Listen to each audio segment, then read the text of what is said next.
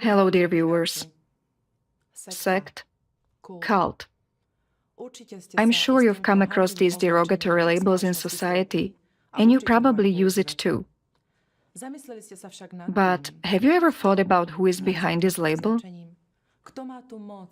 Who has the power to attach this label and brand various groups, communities, and even business organizations in this way? Have you ever wondered what happens to those who receive this label? In his video, Egon Shalakian revealed that this label was introduced into society by anti-cult organizations. They do it in a very subtle way, and we looked into it and uncovered shocking information, which we will share with you today. One key tactic used by these anti-cult organizations, or rather the way they operate, is by infiltrating the targeted organizations they label as cults or sects. They undermine these groups from within, recruiting their members from inside the organization which they targeted. Yes, we encountered this kind of behavior in Alatra as well. Basically, they insert narratives into the media, and they've actually infected, subliminally conditioned certain individuals. These individuals either join our organization directly as agents, whether it's Alatra or the Creative Society, or they bring in narratives that cast doubt among participants. We've discovered this in our work chats or during international calls. What is more, recordings of the international calls have appeared on social networks, yet we are just ordinary volunteers. All we do is inform people about the increasing climate change. For example, on April 24th, we held a presentation in Vienna titled Ways to Solve the Climate Crisis, which we organized jointly as participants of the Creative Society from Austria, the Czech Republic, Slovakia, and the International Association of Youth and Students for Peace, which is part of the United Nations Economic and Social Council. We raised the issue of the severity of escalating climate disasters. We discussed the latest technologies that could be implemented around the world to help overcome the climate crisis, and we emphasized the importance of raising awareness about this topic. And on the other side, there are anti-cult organizations. So what do? They engage in terrorism. But we will probably discuss that further. But it's about having a responsible attitude as citizens of this planet, because we are acting in accordance with the UN Declaration. We are responsibly addressing what is happening in society. We see that something is not right, so we actively and responsibly raise awareness about it. This is how we cooperate with the UN, because we fulfill the idea that... And we have the right to do so. It is our right, that's the point. And precisely due to this effort to undermine us from within and to destroy us as well as what we actually do, specific opinions are beginning to emerge. There are insinuations being spread such as that Alatra is no longer what it used to be and that the Creative Society is not the same, especially now after the release of the video with Egon Shalakian. But perhaps right now it's as important as ever to emphasize that Alatra remains as it was, and so does the Creative Society project. The project remains completely the same. The point is that we do not see directly the operations of the anti-cult movement. We only see the results. And because we are a worldwide movement, we see how we are starting to face problems all over the world. In some countries, we have even been banned. Yes. And we see how our participants are basically being prosecuted and how they are suffering. And one of the main reasons we've gathered here today is that we were inspired by how the participants have dealt with everything that the anti-cults have been pouring at us for 10 years. Inspired by how they did not give up, how they held and carried the Alatra flag, we are now inspired to help hold it as well. It is a great honor to have the opportunity to speak on their behalf. To speak on their behalf today and to talk about what is really happening, the injustices being done, and not only to us, for this is the issue that concerns the entire society. We want to show how other groups are suffering, how terribly they are suffering, and where this can lead. Yes, we've only uncovered the tip of the iceberg so far. But the whole underlying network, when we look at other organizations where the activity of anti-cult organizations has reached a terrible scale, to the point of actual genocide. We will talk more about it later. But we were able to uncover it all thanks to Egon Sholakian, who brought this problem to our attention. And we could start by saying that under the video with Egon Sholakian, people left many different comments. We've already organized the first roundtable, and after a day, there were many comments where people simply misunderstood or conflated things. For instance, when Egon Sholakian called the dark force trying to destabilize the whole world, and even Russia itself, and he referred to it as the KGB, many people automatically assumed we were against Russia, against the Russian Federation and its president. We want to clarify here that we are not against Russia, we are not against the Russian president.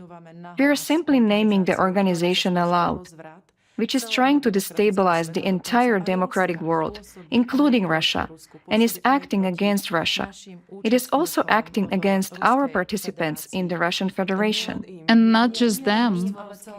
And not just them, but the whole world.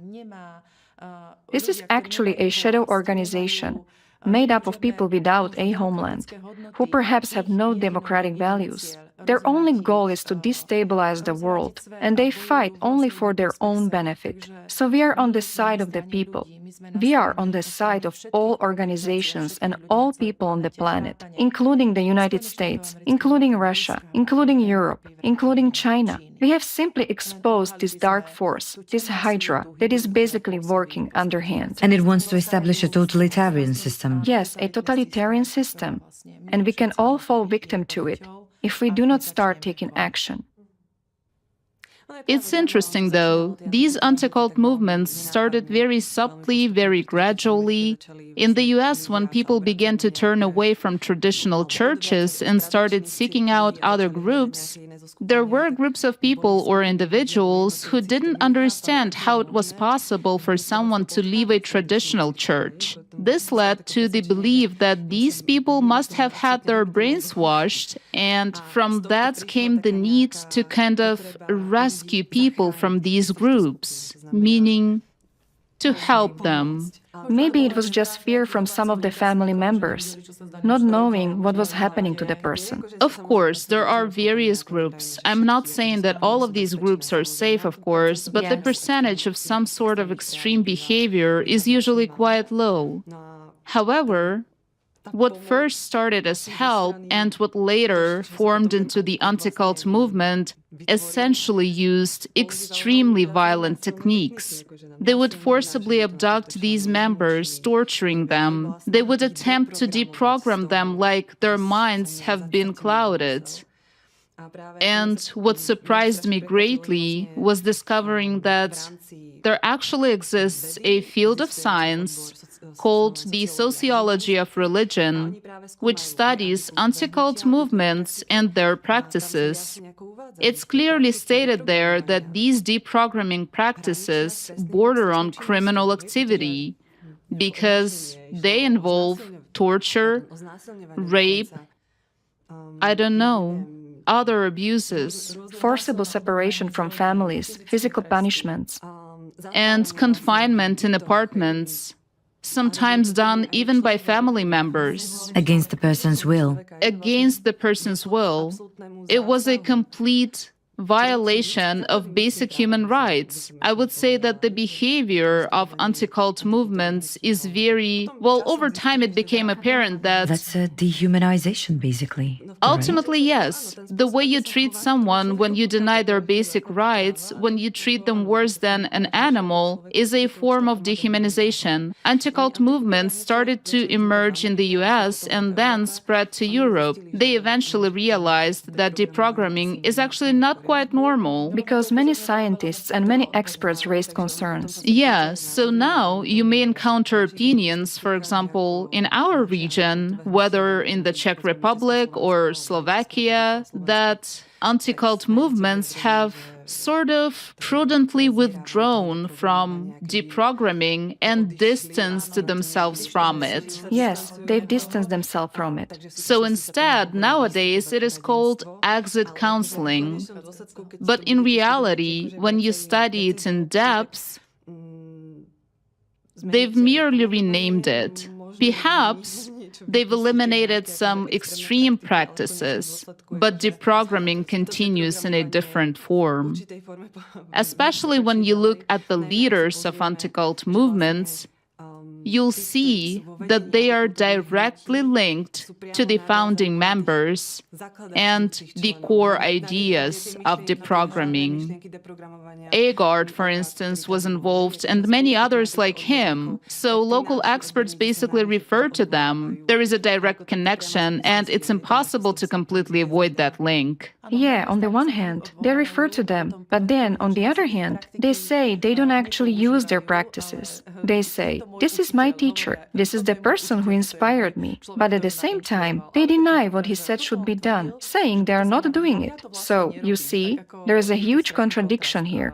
You were talking about denial, and a lot of specialists often note that those who very loudly deny doing something, this is the sign that they are actually the ones who are most likely to continue doing it. That's how it usually goes. For instance, genocides. I mean, it is said that if somebody denies that a genocide actually exists, there is a very high probability that it exists. That it does exist. And they'll keep doing it. Okay, let me sum it up, because we've jumped right into the topic, and I'm not sure if the audience gets it now. We said at the beginning that there is a dark force, and its extended hand acting in its interest in this world is anti-cult organizations. And the practices these anti-cult organizations use, we are going to name those organizations as well, the main ones. So, the tool they are using is deprogramming. Deprogramming, right, which you've already mentioned. So basically, they are interconnected. Exactly, because the majority of the general public actually learns about cults through anti-cult movements. Yeah, it's actually the anti-cult movement that starts labeling and marking a group, saying, look. And even if they don't directly use the term cult or sect, they might use something like, because cult or sect has a very negative connotation. The word. Yes, the word. And it works the same way in our country as well as in other post-communist countries. I mean, the word sect is more common in our region, while in the Western world, it's the term cult. When the word cult is used there, it's essentially the same as using our word sect. What's also very specific is that they do not just label a group, urging people to be wary of it, but to make it sound more acceptable, they might call it a new religious movement. The way they study such a group is through those who left this very group, which is actually one of the features of deprogramming and exit counseling. So the person who leaves that group for whatever reason becomes the only source of information presented to the public. Moreover, anti-cult organizations do not communicate with the group itself to get an objective view. And what's actually interesting about exit counseling is that there is this classic scheme. A person leaving such a group typically goes through 5 stages. In the first stage, this person completely discredits the authority of the leader or founder of the group. Then he starts to experience some kind of a conflict between the ideology within the group and the reality outside, which leads to a fundamental clash. And most importantly, we see an attempt to point out issues like the leaders themselves don't actually do what they say others should. So there is some contradiction here. Here we found a good example, for instance. How can a leader preach love to people while exploiting others? So things like that are put in contrast here. Then there comes a breaking point where the person who's leaving the group starts listening to the deprogrammer, the one who is actually doing the exit counseling. And the person starts to actually care more about the reality than the ideology. And then There is the fourth stage, self-expression. It means that the person starts to sort of open up. Discontentment begins. And he starts to express dissatisfaction with that particular organization, talking about what is not okay there. He starts pointing out all the negatives from his perspective. And then there is the fifth stage, which is the identification and the transfer of their personality, where the person starts to identify with the personality of the deprogrammer or the exit counselor. He begins to see himself as an opponent of the cult, not as a member. That is, he takes a stance and becomes an opponent of this group. And this is actually something we observe in the media space. And it's happening. It's happening to us as well. It's happening to us as well. We've noticed it with various groups that have been labeled as cults. No one cares about what these groups contribute to society. No one cares about what's positive about them, what benefits they bring or how they live. Most of the time, there is always some, just like you said.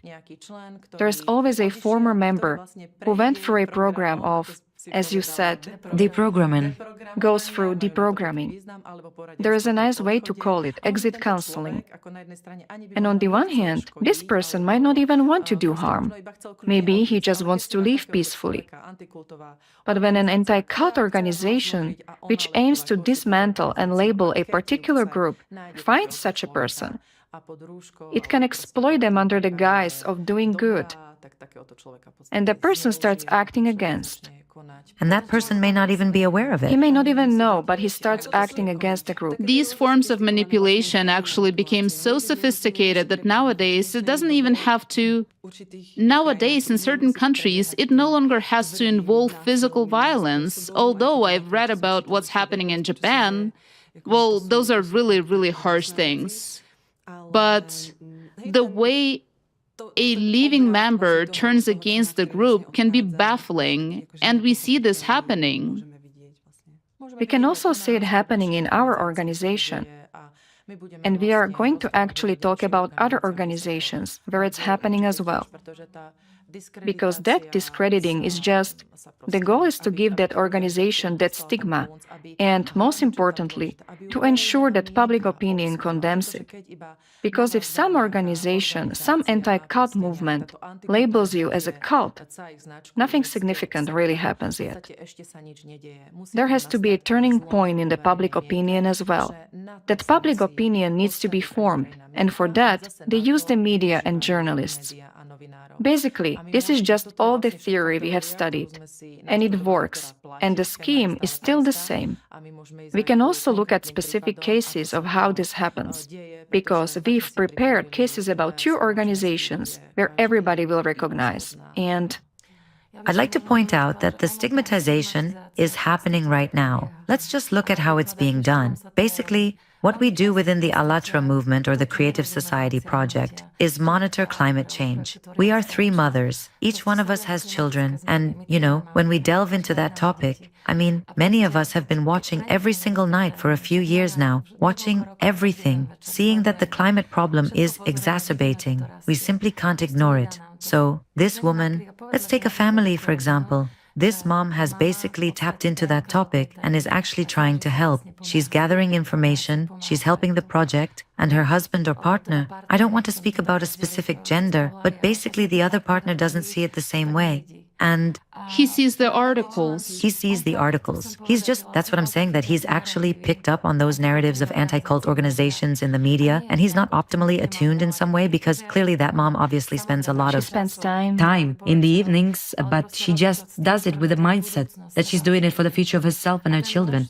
And the man also happens to be drinking, and there have been cases where he basically started to, first of all, berate the woman, and then it ended up in a fight, and the family really started to fall apart. But those anti-cult organizations, what did they do again?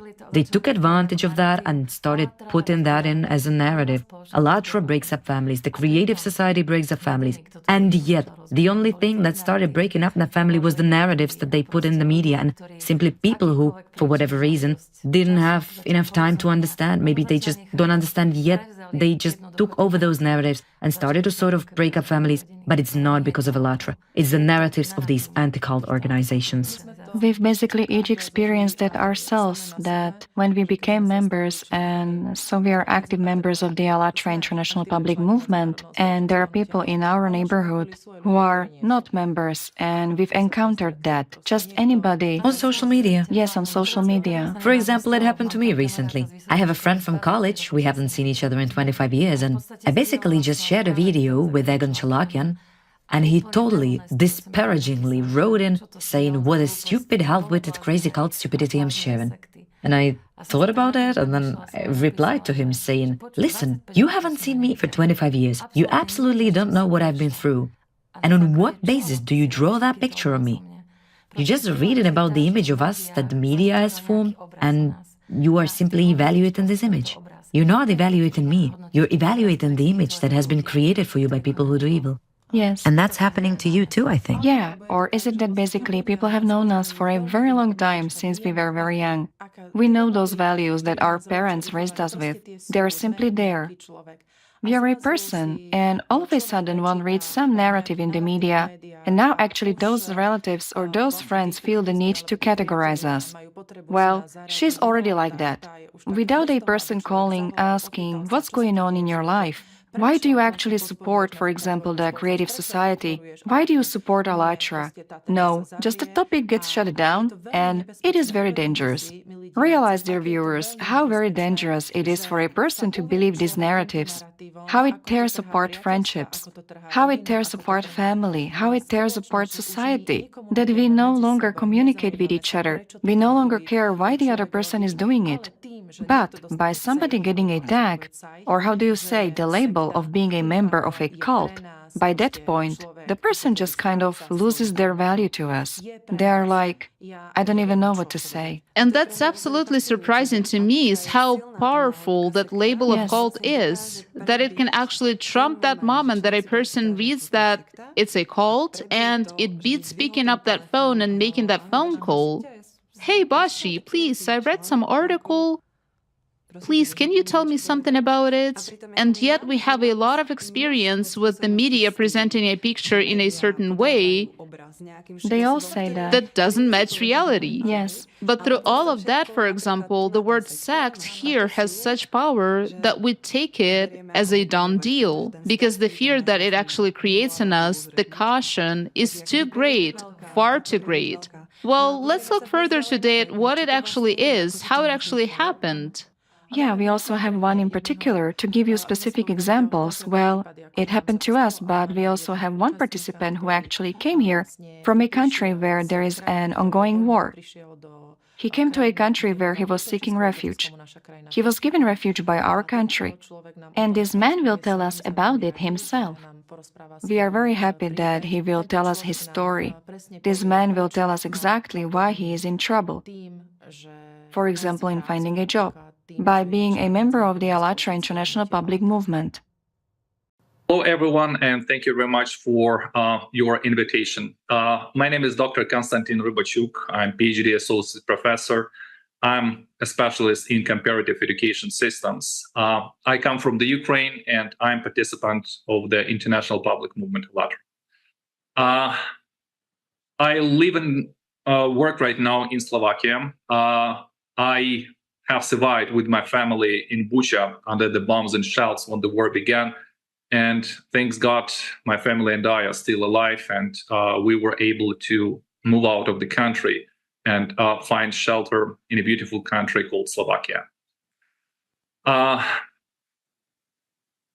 participant of the International Public Movement Alatra from the very beginning, and I faced in the Ukraine a lot of situations when I was persecuted and accused for being a member of the sect, stigmatized by people, by social media. A lot of friends who used to be my friends for many years refused after that communicating with me, but still that did not stop me.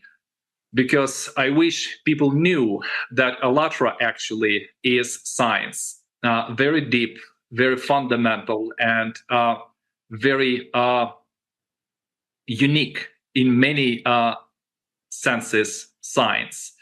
However, the problem that I have faced, for example, in the Ukraine, that people were not trying to get to know more about what the actually international public movement Allatra, and that it is actually a unification of absolutely honest and most beautiful people who are on volunteering basis trying to make this world a better place for living for everyone. But unfortunately, because of fake media, fake journalists who have sold their professionalism, who have sold their human dignity for 30 silver coins, accused me and other participants of the international public movement Allatra that we were members of some kind of sect or cult. And unfortunately, a lot of people believed that because they did not bother themselves to go to the official website, read information that International Public Movement Allatra is not a part of any political organization, is not a part of any religious organization, and unites volunteers, really beautiful and honest volunteers from around the world who are involved in science and especially in the problem of climate change in the world, but accused us to be some cult, some sect, and all other nasty words that they are still using actually against us for many, many years. I had a chance to immigrate with my family to European Union, to Slovakia, to this beautiful country where we have found shelter and protection. However, when I got my first job, and I'd like to say that I'm a highly trained specialist in the field of comparative education systems, and I personally participated in 3 education reforms in different countries. I got a job here. I was hired immediately without, the knowledge of the Slovak language, but my experience was highly valuable. But 2.5 months later, when people learned that I was a member of the International Public Movement Allatra, the CEO invited me for the conversation, and he actually told me that I'm fired, that they have to terminate the contract because of my active participation in the Allatra movement. The same situation repeated in my second job when I was also fired for being a member and participant of the International Public Movement Allatra. I had a chance to have a small conversation with the director of this organization. I told them that this is not a crime. This is just a volunteering movement. And this movement is primarily concerned about the problems that we have right now in the world, especially with the problem of climate. But actually nobody was willing to listen to me. Nobody was willing to understand my position, listen to my opinion, because people have read all those nasty articles and dirt that were published by fake journalists, by these influencers who, from my point of view, are sponsored by only enemies of the democratic society, because they are highly likely trying to pursue their own goals, which are not aligned with any democratic society, with freedom of speech, with human dignity, freedom of choice, wealth of people. So these journalists, from my point of view, are entirely against the democratic society and against human values. 10 minutes later from my second job, I was just, behind, the door already with all my stuff packed. And like I said, nobody was even trying to listen to my, facts. And of course, nobody even bothered themselves also second time to read more and trying to understand more what the International Public Movement Allatra is. But like I said already, if people had a chance actually to go deeper into this question, and I want to emphasize, to do kind of desk study, a small research done by themselves individually, people would realize that Allatra actually is indeed a volunteering movement, which is not sponsored by anyone. It is not supported by anyone. That's why it is such an easy organization to be beaten by other people, journalists, those someone who is in power, easily to be beaten, and cannot be protected by anyone, people would understand that Allatra indeed is actually deep, very fundamental, and what most importantly is crucial for the development of our entire human society, science. So Allatra is science. But unfortunately, we are so sometimes careless about the information that we read without trying to recheck ourselves the facts, find proofs. But unfortunately, we also receiving here allegations into our address that we are members of some sect or cult, which is absolutely nonsense and have nothing in common with even common sense, moral logic. But this is how it is. Still, I'm not refusing. I'm still participating because I know that international public movement Allatra is doing everything possible to make this world a beautiful place for living for absolutely every single person, because we are scientists and we believe that we will actually that people one day will understand the importance of Allatra and the importance of checking facts, importance to live with our own understanding based on facts and on the truth. Thank you very much for having me this opportunity to address to the audience. Thank you. Thank you very much for sharing your story with us. But it's certainly not just your story. It happens to other participants as well. That's exactly why we are here, to talk about it, so this no longer happens, not just within our organization, but in any other communities, movements, even business organizations that get labeled as a cult. The label cult works very similar to how Jews were labeled during World War II. Back then it was visible. There was a yellow star and everyone knew from a distance that the person was Jewish. Now, with the rise of social media and the advancement of the information age, we no longer need to put up stars. It's enough to create some public opinion about the Allatra project and the Creative Society project. To write comments. And it will spread very quickly. Yeah. The moment someone starts talking about the climate and is associated with them, it automatically escalates very quickly. How is this different from what happened during World War II? People were also afraid to approach those who wore the star. That's exactly what happened. Like they label it sectarianism, basically. Organizations are actually distancing themselves from us. How many experiences do we have where someone suddenly turns away? Yes, we could have conducted. They can't be associated with us. It can be the withdrawal of interviews. We could have done a lot of good, inform a lot of people, many organizations, and before various events. We received messages saying, "We have read various information about you, and we are canceling the reserved event with us." Even recently, we spoke at a conference. Everything was fine, our speaker was a respected doctor. But in the end, we were asked not to make it public. Ultimately, when stigmatization and separation occur, people suddenly start looking at such a group as something unusual. And then it continues further. A dehumanization process begins, and people start viewing such a group as less than human. Yet we have plenty of experts and studies that deal with this issue.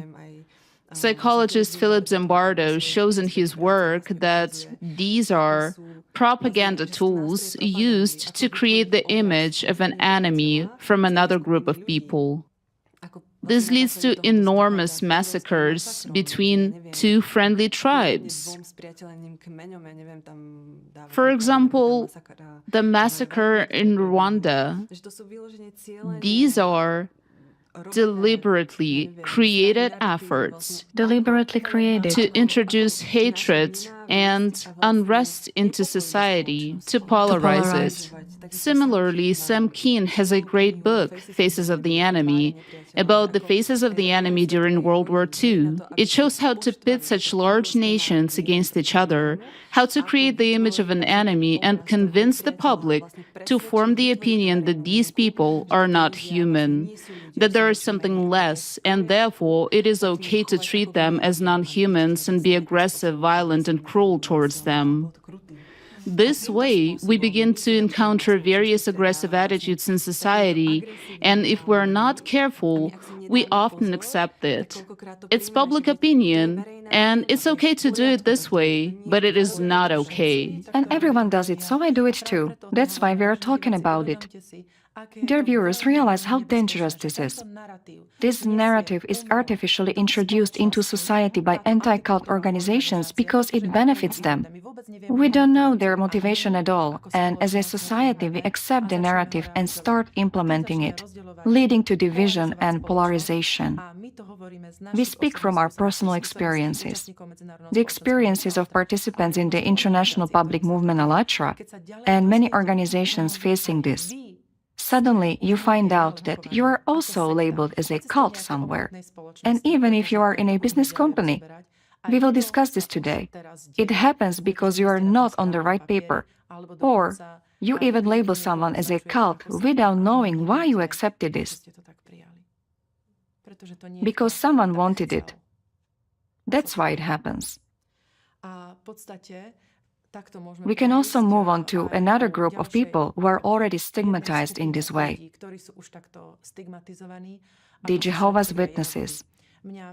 I was very shocked when I found a message on the website of an unnamed village. I will read it. Beware, Jehovah's Witnesses are starting to wander around the village. Girls, how does that sound to you when such a message appears? Previously, I wouldn't have looked at it this way. But after uncovering the activities of Hydra and anti-cult organizations, I look at it like, wow. The message talks as if stray dogs or bears were wandering around the village. But these are people walking around the village. They're absolutely harmless, peaceful, and want to talk about God. Yes, their activity is missionary work. It's part of their duties. Spreading their beliefs is part of their activities. I also read many comments under this post. Many supported this narrative, this negative view. The comments were derogatory. A few people wrote that you should just send them away. When they ring your bell, say you don't have time, you don't want to talk to them, and they will leave. They're polite people. They themselves say, as Jehovah's Witnesses, that they do not campaign for laws that would impose their moral and religious values on others. They say, we are tolerant of others and would like others to be tolerant of us. It is said that it is a religious community, but they have already been labeled a cult worldwide. In many countries, they are banned. Regarding Slovakia, various experts have commented. For example, the Czech expert Lužný directly stated that Jehovah's Witnesses pose no danger to society. In contrast, Ms. Škodová wrote that she had studied this organization for a long time, but because the organization is known worldwide, the cult label is stuck to it, thus supporting the claim that Jehovah's Witnesses are a cult. Even among experts there is disharmony. Some say they are a cult, and others say they are not. Interestingly, Jehovah's Witnesses are banned in Russia, although in our country society turns away from them, mocks them, and verbally demeans them. But fortunately, there is no such repression and penalties as in Russia. Well, but I have an example from Georgia, where they even had to take measures that when they want to meet, 2 or 3 people always have to stand outside the building with a mobile phone. Even common groups of people are now raiding them, their opponents. They kick in their doors, and one family even had their house burned down, along with their entire library of books. Just because. It is just because they think differently. It's just because they study something that's different. For example, over 2 weeks in Georgia, more than 130,000 people signed a petition. There were even Orthodox people among them. Unfortunately, though, there has been no progress in Georgia. Jehovah's Witnesses are still being hunted, precisely through the narrative of anti-cult organizations. We see that even their accusations are baseless. They accuse them of believing that only they are the chosen ones. Let's consider that I'm a Christian. In every religion, the person believes they are the chosen one. According to people who evaluate who is and isn't a cult, such an argument doesn't hold at all. Another argument is that they don't accept blood transfusions. I understand that for an adult, it's okay. Some find it controversial that parents decide for their child. Of course, parents always have the most responsibility for their child. They also criticize Jehovah's Witnesses for refusing military service. Even the early Christians refused military service. It contradicts the original teachings of Jesus. Returning to Russia, Jehovah's Witnesses are recognized as extremists there, and there is a specific instruction for law enforcement on how to deal with extremists. These people, as you mentioned, invade their homes, burn them down, and confiscate their property. They face imprisonment for over 10 years. Katka, they actually burn people alive. They burn people, they beat them, they use physical punishment on them. That's stigmatizing a person for their beliefs. It's dangerous that with dehumanization, like you said, you get a label put on you. You stop being a human being. You don't even have a way to defend yourself because Jehovah's Witnesses back in World War II, when they were going into concentration camps, they were also given special labels, purple triangles to wear. Jehovah's Witnesses have had it rough in this for 100 years. Consider that they are the 6th largest religious group in Slovakia. It's a big group.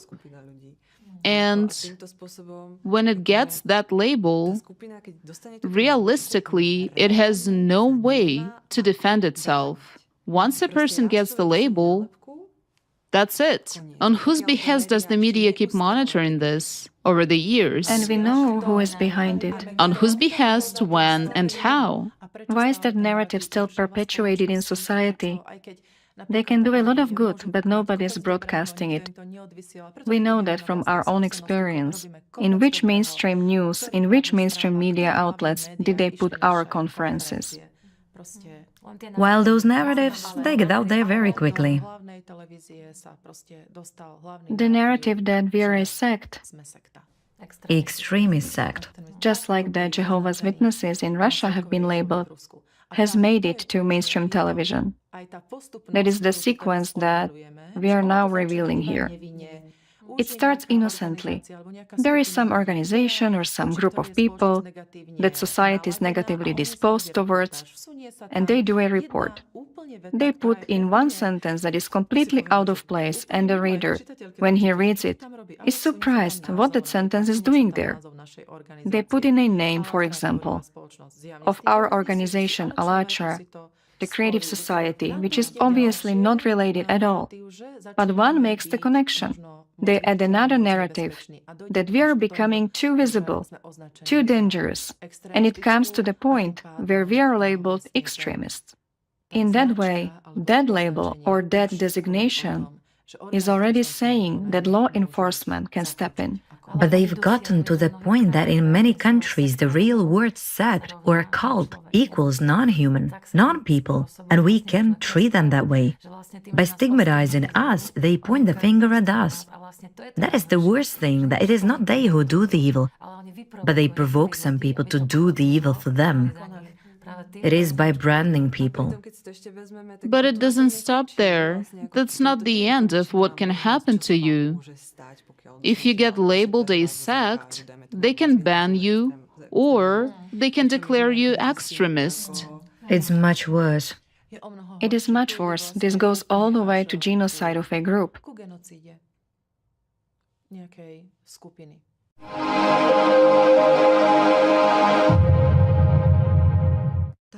Let's move on now to the next group that we found out more information about. Well, when we were preparing, we understood that it's not a well-known group. I didn't know about it. I didn't understand.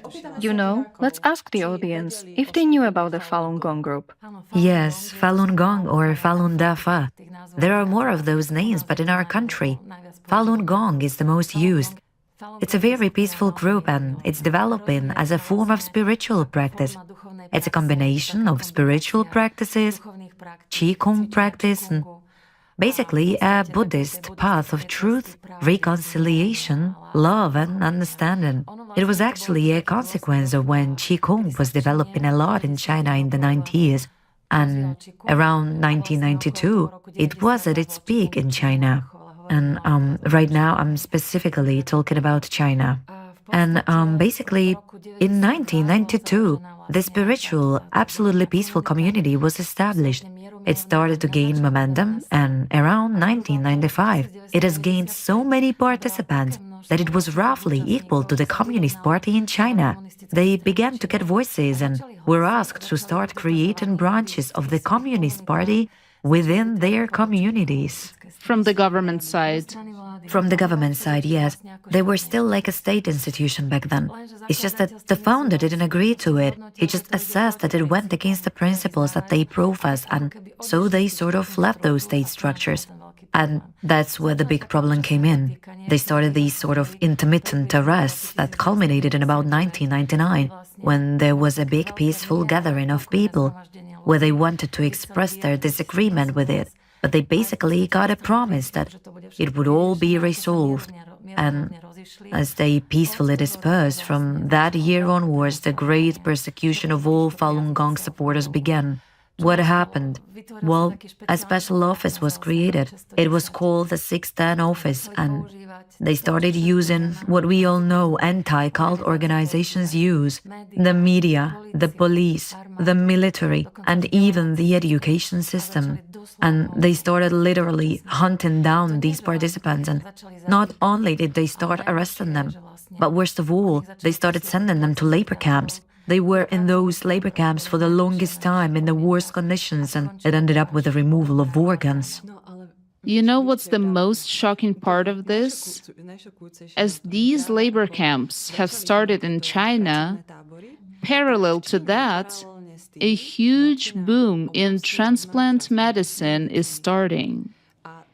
And the problem is that when we look at the statistics, the number of organ donors is not going up. Nothing's changed.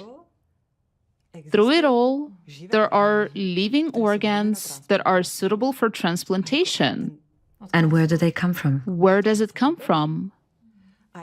Also, among scientists, it is a very controversial question. From what we found out next, I cannot sleep at night. That all of a sudden China has become the top in organ transplantation. When you consider that in Europe you wait 3 to 5 years for a certain organ, in China you wait 3 to 5 days. We have found a number of eyewitnesses who talk about this. We have found a number of experts, also a number of associations that are pointing this out. It's not a secret. It's not a secret. All the information that we are telling you now is horrible. This is the first we've heard of it, And it's unimaginable that such a thing could happen in our democratic society. Now you see the power of the octopus, how it is advancing and what its goal is. We are realizing whether we are really all safe if we do not stop this evil. And whether we want to get this far. Whether we want to reach this point. You can't even reproduce that. I'll read you one testimony that we found. It's from publicly available sources. We didn't make any of this up. We read eyewitness testimony in the Bloody Harvest report about the torture of a high school teacher. Witness. We had interrogated her and brutally tortured her for a week already. Her body was covered in countless wounds and scars. We had shocked her with stun guns, stunned her. She had been out of her wits.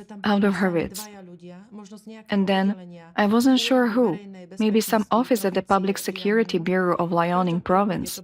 Anyway, it was a very secretive office. They sent 2 people.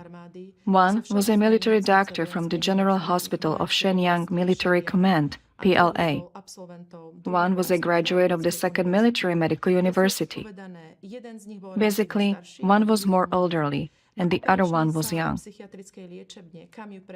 Basically, she was sent to an operating room at a psychiatric hospital, and a set of procedures were performed on her.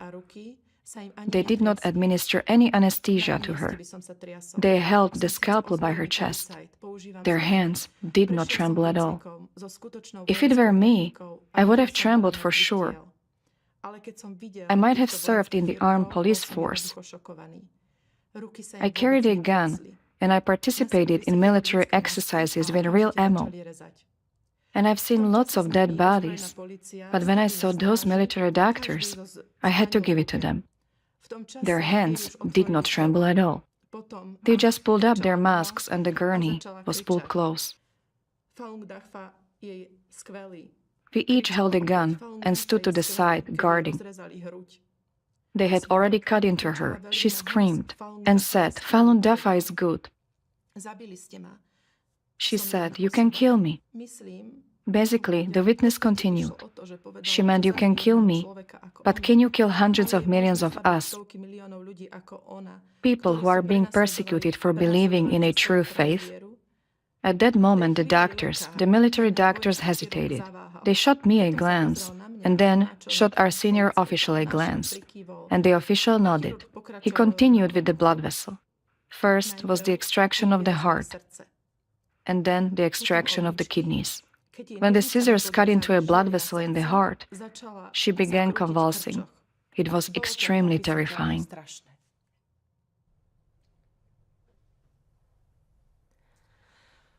Just look at how far it has gone.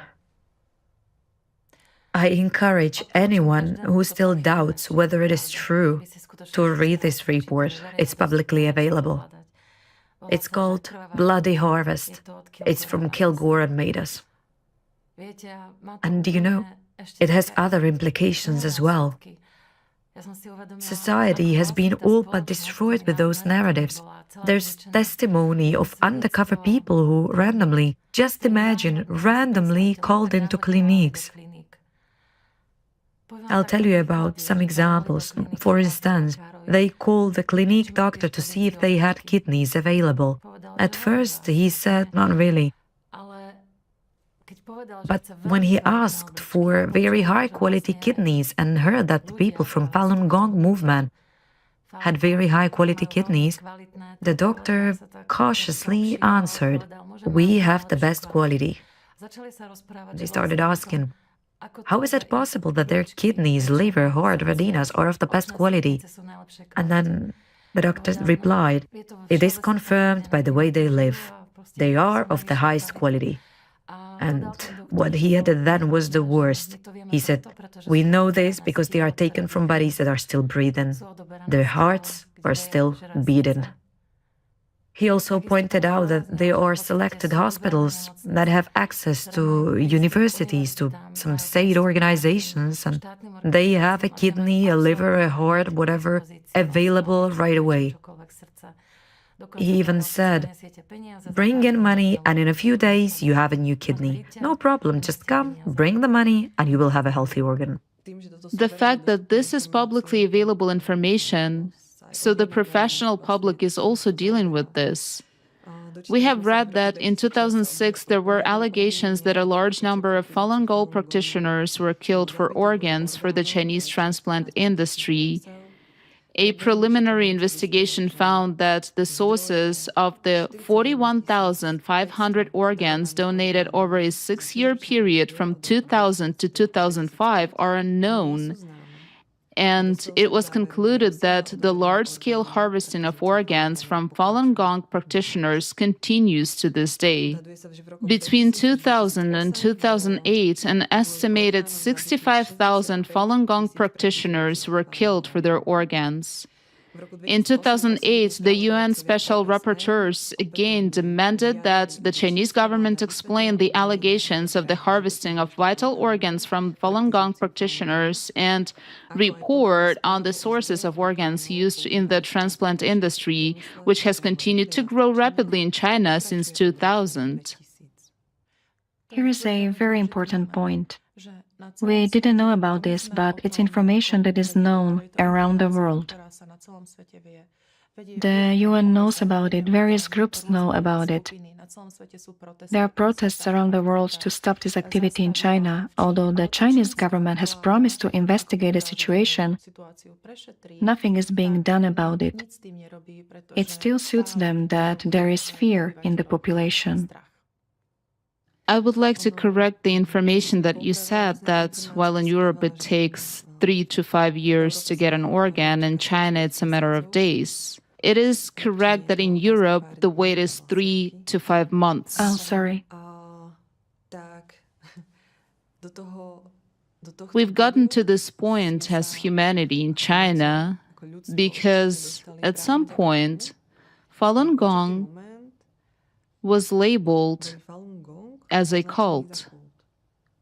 When we look at it, there came a certain point when this organization, this group of people, was labeled as a cult, and that has been exploited.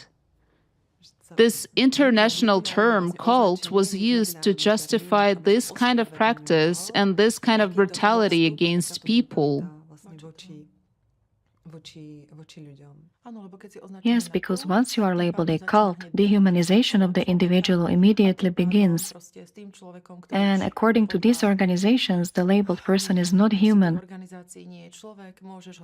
and can be used for anything. They can be imprisoned or even killed. Yes, they can be killed, and this happened thanks to these narratives in this whole series.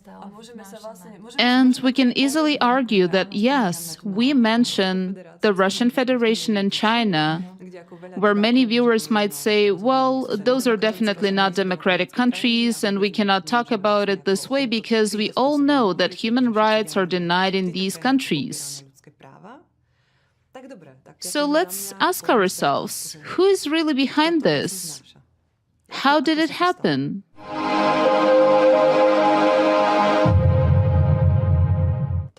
You asked the right question. We talked about Jehovah's Witnesses being persecuted and labeled as an extremist organization in Russia, as well as Falun Gong, who are persecuted and killed in China. One might ask, well, these are undemocratic countries, and it's, I don't want to say normal, but it's generally known that these countries do not respect human rights and freedoms. But here, in European countries and the European Union, something similar cannot happen. Basically, until we delved deeper in the research of this whole issue and until Egon Shalakian alerted us to the anti-cult organizations, we might have thought the same. But we discovered very interesting information that actually connects to our lives and to Europe. And now we come to two anti-cult organizations, FECRIS, which is the European Federation of Centers for Research and Information on Sectarianism, based in France and founded under French law, and RACIRS, the Russian Association of Centers for the Study of Religions and Sects, which also acts as an advocate for the Russian Orthodox Church. Interestingly, in 1993, this Russian organization was first established, and in the same year, the Organization for the Study of Sects and New Religious Movements was founded in the Czech Republic, and a year later, a similar organization was established in France. The French organization, as we can read on their public website, serves as an umbrella organization for associations that advocate for victims of cult excesses. It is present in more than 30 countries, 5 of which are non-European. We looked at those countries and we didn't find Slovakia or the Czech Republic listed, but the connections are still evident. We also read that although this organization may not have a branch in a given country, it doesn't mean it doesn't operate there, as it can have 1 or 2 collaborators or correspondents conducting the organization's activities on that territory.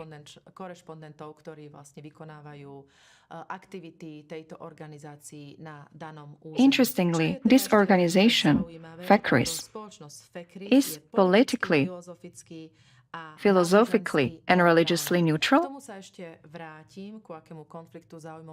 I will return to this conflict of interest about religious neutrality. What is important is that these 2 branches, although they present themselves as 2 separate entities, have the same individuals in their leadership. It's significant that on Wikipedia, we find that the current president of the Russian organization has been the vice president of the French, or rather pan-European organization since 2009. And the vice president of the Russian organization is a correspondent for the French one. Remember how I said the French organization is secular, and the vice president of the French organization is a correspondent, and the vice president of the Russian organization is a priest.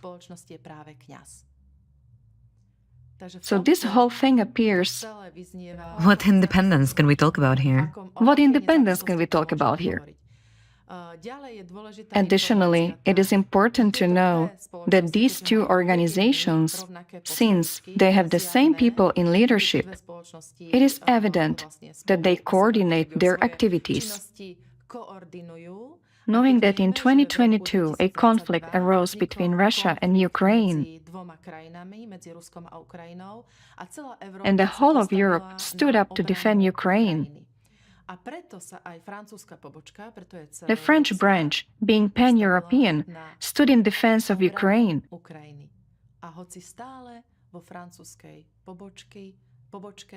While the vice president of the French organization, who is also the president of the Russian branch,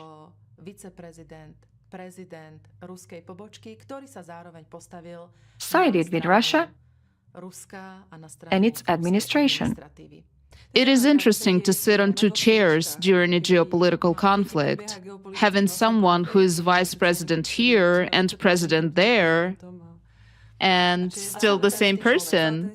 What's more interesting is that this separation on paper only occurred in 2023. The question is whether on paper, really, because there is no press release anywhere indicating that RACIRS left FECRIS. And in 2024, when... In 2024, the vice president of the Russian branch made an appearance in Novosibirsk, where the Russian organization had a large logo of the French pan-European organization behind them.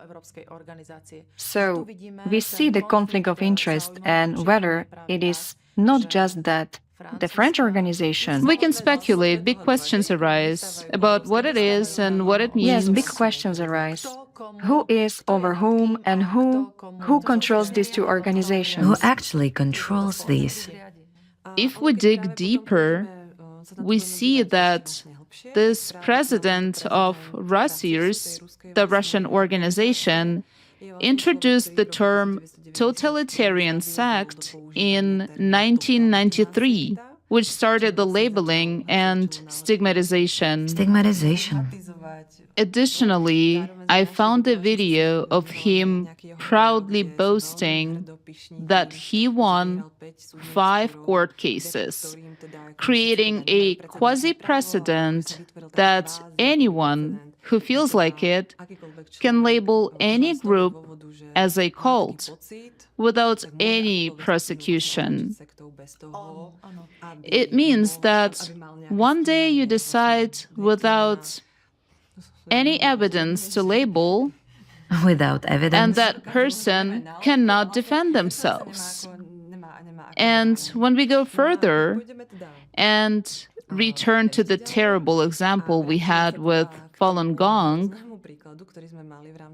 when we got to this information, it boggled our minds. Since we found out that in 2001, a Chinese official came to Russia. Sorry, I will not call him by name. I'm not good with Chinese names. But in essence, he came to Russia for an anti-cult conference organized by the Russia's president. Based on this conference, it was understood that if China wanted to repress a group, the simplest way was to label it a cult. Because then dehumanization happens, and to public mitigation, that such harsh measures against the group became justified and legitimate for security interests. To get the public to accept it, to name it, the point was to gain public support as well. Justification in front of the public. We know from Third Reich that these practices work. It's our history full of evidence that to eliminate a group, they have to be dehumanized effectively. And this was in 2001. And by then, Falun Gong had already been hunted for 2 years. Yes, because in 1999, it was reported that Falun Gong had 70 million followers, a huge number. From this perspective, when we look at organ harvesting, we have a large group of people to take organs from. Let's continue. In 2008, the Russia's president came to China, and during his trip, he's talking about the anti-cult movements. He supports all of this rhetoric, and based on his visits to China, it is evident that after his visits in the media, Information is appearing. Information appearing more and more. and they support these views, and at the same time, what is shown is rising The transplantation business in China. Yes, because basically we saw somewhere that he expressed himself and praised how the Republic of China is proceeding against the repression of this group. While we are still talking about the sect and the cult that you mentioned, I think it is very important to say that the vice president of Rossers, I will call him an ideologue, did such an interview on television, where the editor asked him, in my opinion, an absolutely normal question. How is an ordinary person, that granny, that grandpa in a village, how is he supposed to know that where he goes to church or that place, whether it is a sect or not? And I'll read it so that it sounds real, so that we don't make any confusions. He directly said that as soon as some organization, even if it calls itself the Orthodox Church, stands against the official position of the Moscow Patriarch, and here the editor actually asked if this is the signal, and the vice president of Rossers answers him, yes, that is already the emergence of a kind of guruistic form in an individual parish. This means that the priest overshadows God. Now imagine who he compares the Patriarch of Moscow to. The vice president of Rossers compares the Moscow Patriarch to God. What is happening?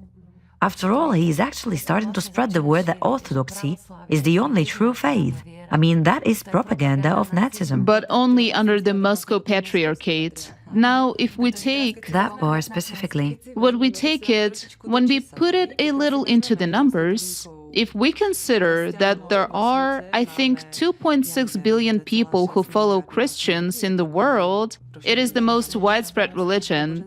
As for the Orthodox churches, we have some 200 million followers there, and within the Russian Orthodox, the Moscow Patriarchate, that's half there. There are some 112 million of them, and he still says from these 112 million, on the basis of what is happening, that there are only a few true believers within that. He literally said And that. everyone else is a cult. He said even if some part of Orthodoxy separates itself, it is already a sect. So the sect is Catholicism, Buddhism, Hinduism, Islam. But I still want to say one more thing about this, about the vice president of Rosers. He's also known for having very, very negative statements about the Ukrainians. He called them cannibals. And even, I'll read that too. He even said that cannibals, he said this about Ukrainians. It's useless to put cannibals in cages, because if you keep them there for life, they'll still be cannibals, and that's why they have to be destroyed. And that's what an Orthodox priest said. This was said by an Orthodox priest. Vice president of Rosers, an organization that appears to be anti-cult. Where is the love for God, love for neighbor? Where are those values? But we should clarify here, we are not against the Orthodox Church. There are many believers and priests in the Orthodox Church who truly love God and do pastoral work for their followers. We must point out that within the Orthodox Church, a group came to power. A narrow group. It's a narrow group that came to power, and we will further reveal how it is possible that such a narrow group in the church, which has such sick, for us completely sick views, Egon Shalakian revealed to us that the president of the Russian branch, Rasirs, is a mentally ill person, which is already publicly known. It is verifiable information. It is not that we denigrate him. Furthermore, we combine the facts that Fekris and Rasirs are actually connected. We found out a lot of organizations, as well as the UN. A lot of letters were written to cancel these inhumane organizations. And these organizations, despite the fact that there is a mentally ill person in the leadership, that they act against the people, label people, that all others who are outside their territory are sectarians. So they still have their power, and the whole world still does not know what to do with order by them. And I will just ask, and actually you said that everyone else is a sect. We in Slovakia are Christians, and according to him, we are also a sect. Because we're not Orthodox. Because we are not Orthodox. He literally said it there. He did not just say that they are the followers of Jesus, or all those denominations that have separated from the teachings of Jesus. He straightaway said that the only correct, Who disagrees with the opinion of the Moscow Patriarch. the Patriarch of Moscow, who he actually declared to be God. But I was completely shocked when I saw those videos of experts one after the other.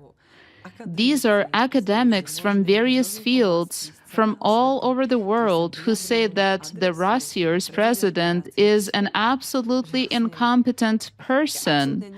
He has no education at all and no authority to comment on these matters. I even read that no one respects him in his industry. But when we look at these anti-cult movements and people who are connected in some way through the anti-cult, even if we don't find them on the Fekris website, just look and open their diploma's thesis, their dissertations, and see who they cite. And here too we find people who quote the president of Russia's ideologues.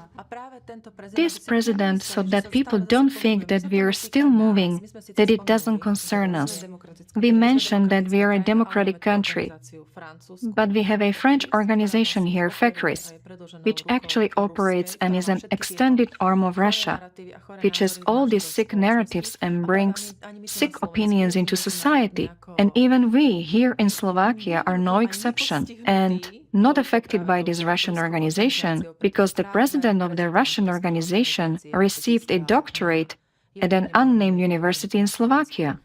But there are also stigmas created here. Recently, a manual appeared on the website of a Slovak organization which says, "How do you recognize a sect?" This is similar to the editor's question. And actually, there is some procedure explained there. And for me, for some strange reason, under the whole manual, which has the Ministry of Culture of the Slovak Republic, there are only tags without words, without any explanation. And among the tags, there's Alatra and Creative Society. Isn't this bringing in the narratives of anti-cult organizations? How is it possible to arbitrarily put a tag on us, on a manual that tells us how to avoid, I don't know the exact name, but it's about how to avoid a sect, how to enter it, how it can influence you. And there are the tags Alatra and Creative Society. We could ask them, it is under the head of the ministry. Does the ministry even know about it? Does our minister even know about this? What she is actually covering up because it is under her head. Everything that happens in society, that under her head the stigmatization of society is happening. Under her head, the society is being divided. Yellow stars are given to organizations. It is possible that basically it is happening outside. And where can it lead? It can lead to genocide. And it is at this point that I ask myself the question. I just remember when we discussed the Second World War at school, there was always such a misunderstanding on this topic. How could people allow concentration camps at that time? How could people at that time support such an atmosphere in the country and look away and do nothing about it? How is it possible? And I ask, are we living in a different time than it was then?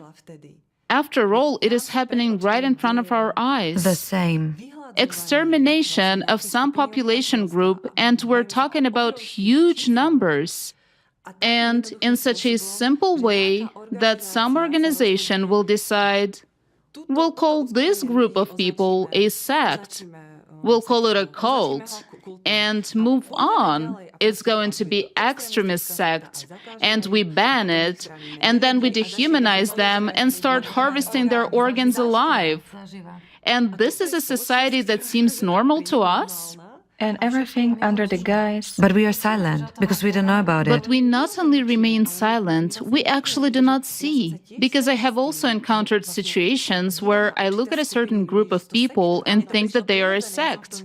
And it seemed natural to me. I grew up with that. My parents warned me, be careful with this group. It's a sect.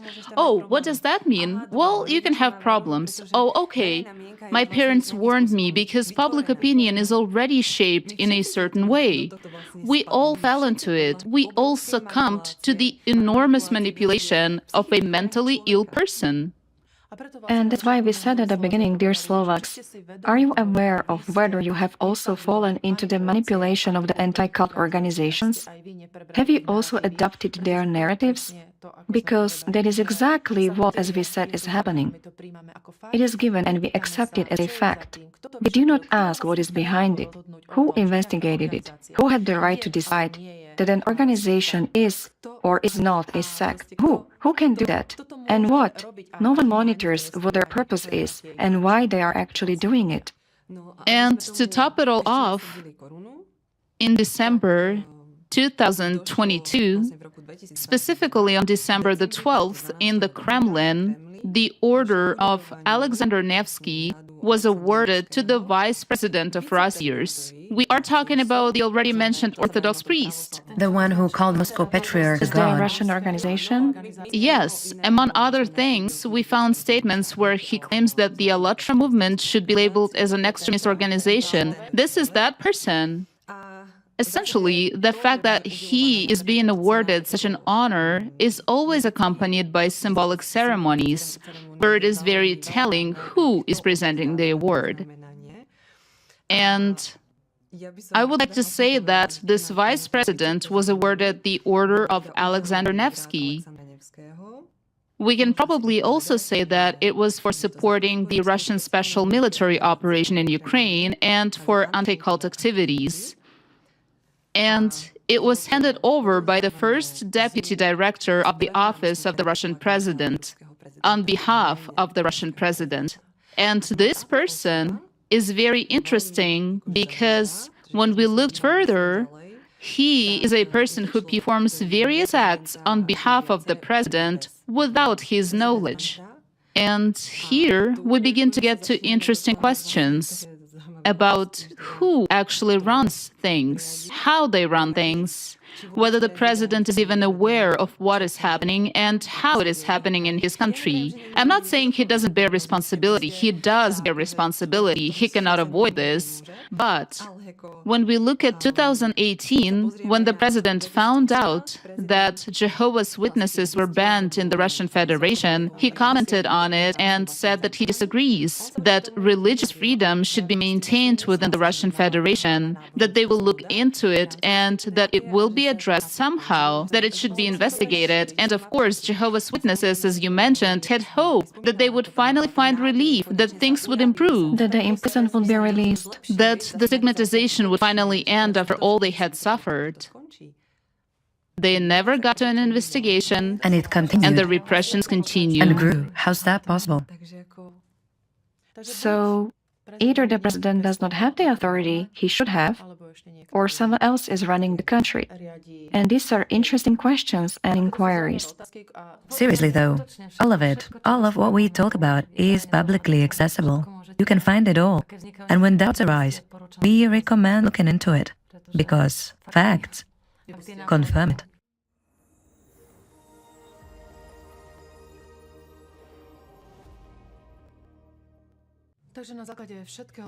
So, based on what we have detailed so far, we can say that what the anti-cult organizations are doing falls under genocide, crimes against humanity, terrorism, and treason. We mentioned only a few things. This is just the tip of the iceberg, right? Yes, this is just the tip of the iceberg.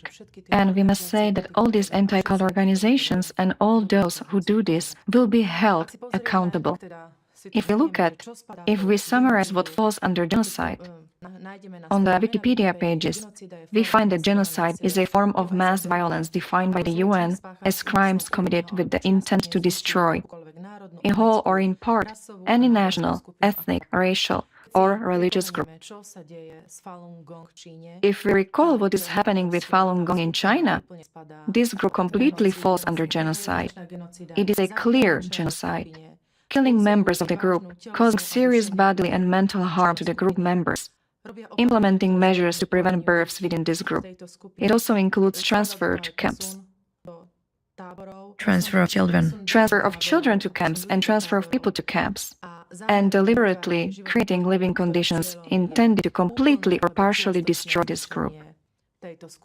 And it is very interesting that many researchers say that, in a sense, the final phase before the next phase is the denial of genocide. And it can be observed that when public statements denying genocide appear, it is a sign that genocide can very quickly appear in that area on a larger scale, or that it can begin to spread. This is closely related to terrorism, because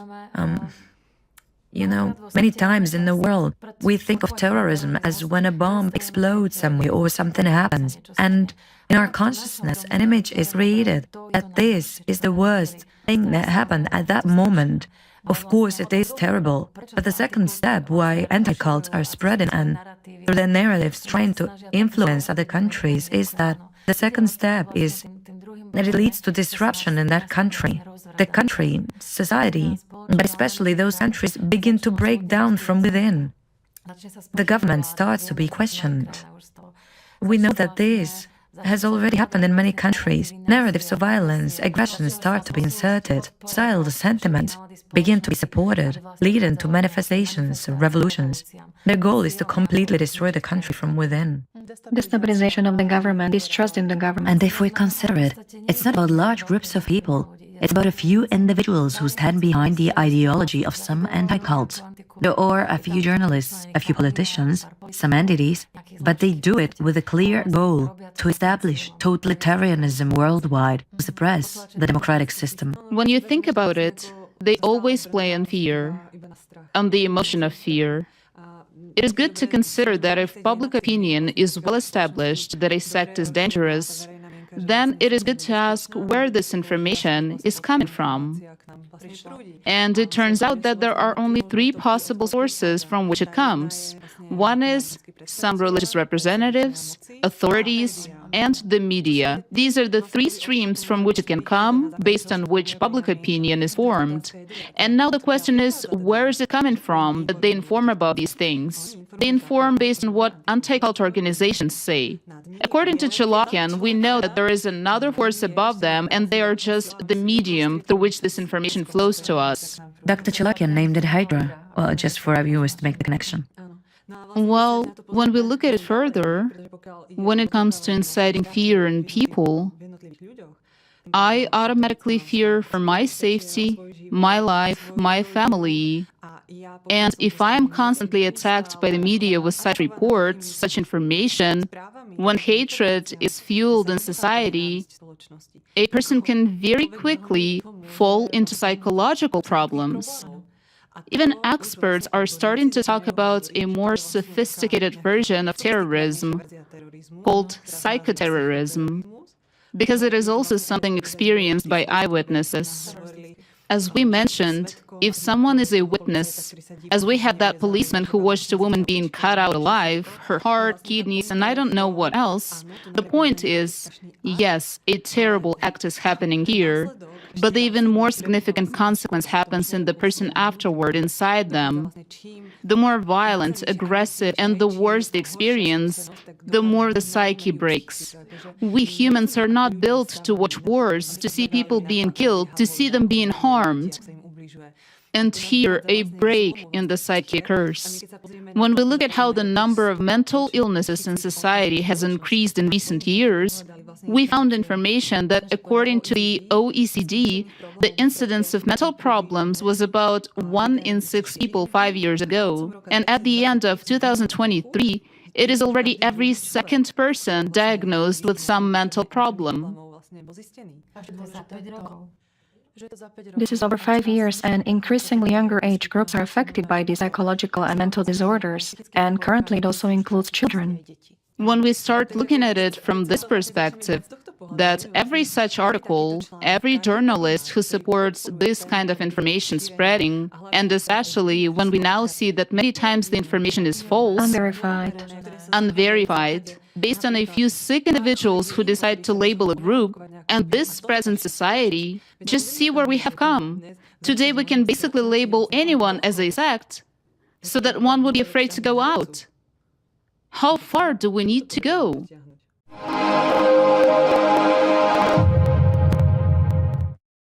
I can say that there is evidence that the number of people affected by these anti-cult organizations and their members is higher than during the First and Second World Wars. And what is important, we always say, which you nicely said before, what are the 3 ways it has to get into a person that someone is a sect? Who fills these 3 channels? These are the anti-cult organizations, and someone stands behind them. We have said this many times, but we repeat it again, that the activity of these anti-cult organizations, we didn't really notice it until it affected us. But when you look at it closely, when you start reading all the internet sources, it is evident. And it is evident how many people, how many heads, how many capacities, how many state representatives speak out against this activity. And these people cannot achieve the abolition of those organizations. Because they're given space. That is also very interesting. I would like to add to this, because every time you speak, I feel the need to emphasize that it is not the countries who are behind this. It is few individuals who are doing all of this. It is very important for our viewers to realize this. All this is done by only a few people. That's why they will be accused of treason, because they operate against their own homeland, against their own country, against their fellow citizens. This is committing crimes against humanity. And behind them stands that dark force, which Egon Chalakian named in his video, which operates mainly from Russian territory. But exactly as you said, they also operate against their own country. So they will be tried for treason because their goal is to dismantle not only us, America, China, and other countries, but also Russia. That's essentially terrorism. When we continue, in the video with Egon Shalakian, we learn that all these crimes we mentioned will be punished, because these crimes are not subject to a statute of limitations. And as we also understood, they will be investigated, and we don't know how long this investigation will take. But it will continue until it is completely finished, and it will be decided by the International Criminal Court in The Hague. It is important to note that we're not here to point fingers and say, you are guilty, you are guilty. The main interest is to stop these injustices in our world, so that every person has the right to a normal, safe life, development, a space where they can raise their children. As mothers, we feel that the society we live in is divided. Many times, you can't let children go outside alone because you don't know who they will meet and who should we actually fear. We're even afraid of our neighbors, how divided we are. We do not realize who is behind all this, who brings this uncertainty, this fear into society. Many people do not want to have children. Society is not developing in a healthy direction at all. And that is why it is important to realize that every journalist, everyone who takes these pieces of information and spreads them into the public is forming public opinion. And also us, if we accept this public opinion as our own view. We say, I have critical thinking. No one dictates to me what to think. I think these things myself, right? In the end, it leads to hidden manipulation. What do I think? What is my political opinion? We can hardly sit with friends in a restaurant anymore. We won't talk about politics because it represents a topic that divides. Two best friends can argue. This is about sowing purely hateful feelings among citizens. And when this escalates further, it can lead to civil unrest. And when we talked today about how Jehovah's Witnesses are treated, how Falun Gong is treated, that is the problem. Yes, sure. We are not speaking for... Yes, primarily, we found out about it because we are members of the Ultra International Public Movement. But now we are not only speaking for the participants of the Ultra International Public Movement, who have already been labeled as a sect and a cult. We want to speak up for all organizations, as we talked about today, also for Jehovah's Witnesses and Falun Gong. But there are many organizations, associations, and even business organizations, entrepreneurial entities in the world, and in Slovakia that have already been labeled this way. Well, Herbalife, Amway, just to give an example. Herbalife, Avon, Amway. For me, it was also completely new how a business entity gets labeled as a sect. And that is why we would like to invite all these affected entities, people, associations, everyone to contact us at sk@alatra.tv. Did I say it correctly? Yes, please write to us. We intend to organize such roundtables. We intend to connect because only when we combine our common forces and when we speak out loud about what's happening to us, what happened to you, what happened to us. And thanks to Egon Shalakian and all the information he shared in the video, we now have a unique opportunity to stop the activities of these anti-cult inhuman societies, associations. Basically, we can say that they are sects. And we can do it once and for all. And we can do it only if we unite. I just wanted to add that we don't just think. We already, and after today's roundtable, we already know that many have been chased by anti-cults. So really, please, contact us. Let us jointly voice it. Let us show the world together what is happening here, so that together we can do something about it. It is a direct threat to democracy. If there's any misunderstanding that this is happening in Russia, that this is happening in China, no. The problem is, Egon Shalakian also told us this. He pointed out Slovakia, because Slovakia is supposed to be the bridge through which this hydra can pass into democratic countries. That means we are now talking about the direct danger for us. If you consider it, the hydra is already here. If we look at what comes out in the media, everything we talked about today, all the signs, the narratives in the media, they're there. The hydra is already here walking across the bridge. Today we tried to show where it can lead if we remain silent, if we remain passively sitting and watching. Well, it doesn't concern me, but it concerns all of us. Yes, and we know that such roundtables or calls for organizations will also happen in other countries. We are not the only ones doing it here in Slovakia, but it will happen all over the world, and we now have a chance to raise this wave and stand against it. Regarding this, Katka, exactly what you're saying, I would like to add that when we searched, there is such a resolution. I would really feel out. In February this year, the information is to my soul, a resolution was passed in the US Senate on a bill aimed at fighting these inhumane anti-cults. It is Resolution 569. It recognizes religious freedom as a fundamental right, expresses support for international religious freedom as a cornerstone of United States foreign policy, and expresses concern over increased threats and attacks on religious freedom around the world. So, the wave of resistance, voicing what anti-cults are doing and standing up to them, is very common from the countries. This is very important because if we look at it, we can say that religion and politics are the two topics that tend to polarize society the most and also influence it. And public opinion is very easily manipulated through these two topics. As we said, even in Slovakia, we are a society significantly divided. Shala can talk to us about how America is being divided, how it is leading to civil war. When we look at Slovakia, the polarization is very clear both before and after elections. Always, very much constantly, to the point that I don't know if a person should be afraid to have their own opinion, to freely decide for this or that political party, because no matter who you choose, I will say publicly, you will always get the hit. And the conditions are currently set so that no matter who is in the government, what happens in the media, the stirring, the division within the public continues the same way. It just keeps intensifying. Now, let's let our imagination run a little. Where can this lead? Because I have heard various opinions that we should leave the EU, the UN is not fulfilling its function. Some people start to express that NATO is an institution that we don't need. And I say, okay, let's look at it. Let's break down these institutions because they do not fulfill what they are supposed to. So who will be left? Anti-cult movements that will lead us? Where? Will they cut us alive? A few individuals will lead us somewhere. Organ transplantation? A few sick individuals. Us and our children? Is that it? Because as we heard, if we are not followers of the Orthodox Church, No, the Moscow Patriarch. even if we do not recognize the Moscow Patriarch, we are essentially sectarians? Is this where we are going? Then it starts, I don't know, if we don't want this, then it leads to some anarchy, and voices will begin to say that we need a leader and a firm hand to guide us. And I don't know if you noticed, but a video is starting to spread subtly on social networks, very funny and humorous, which shows how great Kim Jong-un is. That's the leader of North Korea. The leader of North Korea. It is done very subtly. You watch it, you laugh. What a nonsense. But just by watching it, a person already accepts some image into their subconscious that it is actually good. What is wrong with that? It does not show how people in North Korea suffer, how human rights are suppressed there. So we want to get there?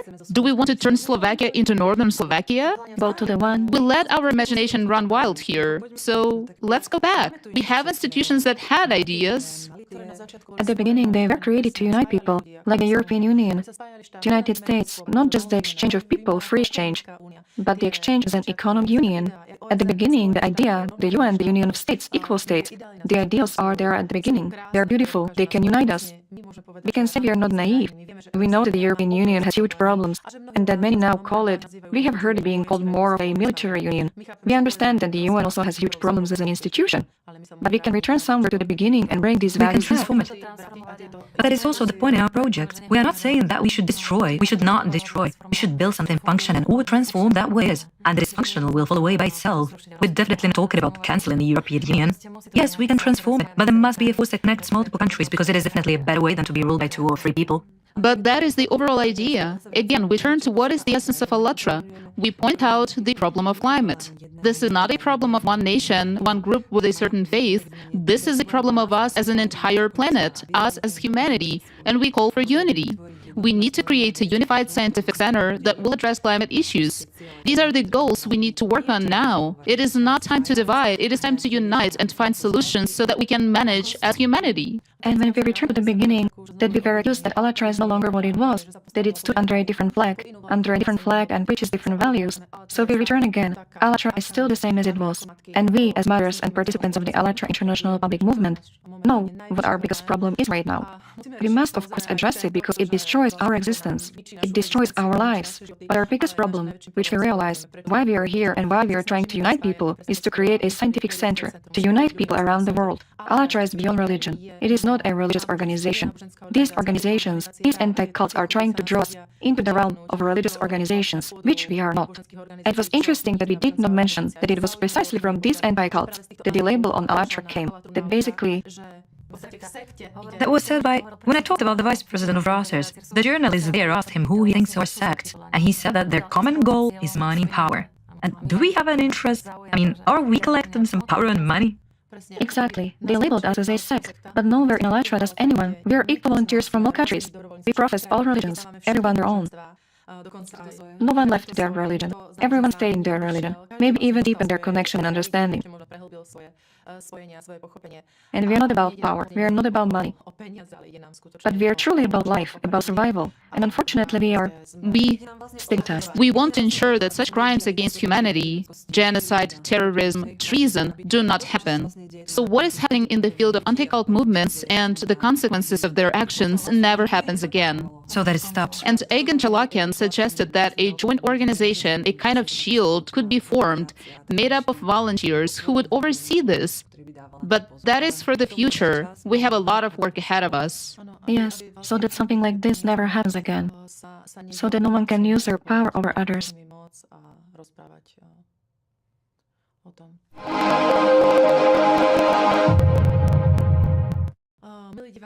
Dear viewers, if you have stayed with us until now, thank you very much. If you need to grasp some topics even more, it is definitely possible if you watch the video with Egon Shalakian and also the first roundtable, which was broadcasted on Alatra TV and on the Creative Society platform, where this topic is uncovered even more. We try to uncover precisely those anti-cult organizations even more. As for Slovakia, we can say, when we already mentioned who is behind everything, who divides society, who manipulates, who stigmatizes society, who labels, and how we people accepted those labels. How without any hesitation, simply, when someone says that Jehovah's Witnesses are a sect, we take it as a fact. We ask you to always stop and at least think about who gave this label, on what basis they gave it, and who benefits from it. And try to think about how it threatens, devalues, and destroys the lives of those people who receive the label. And when we look at this as just the beginning and where it can lead, because the genocide in the Falun Gong community has already happened.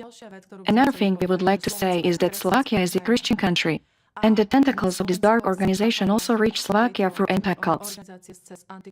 And when we heard what came out of the sick mind of the vice president of the anti-cult organization, which is in Russia, which we do not say is Russia, its goal is also the dismantling of Russia. But from his sick mind, it came out that everyone except the Moscow Patriarch is a sect. So he labeled all of us.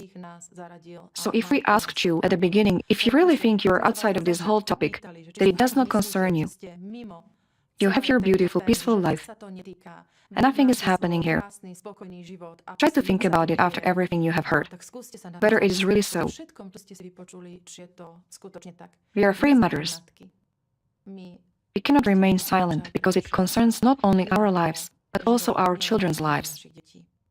And our only real effort is to draw attention to climate change so that we have a chance to survive. Thank you. Thank you. Thank you.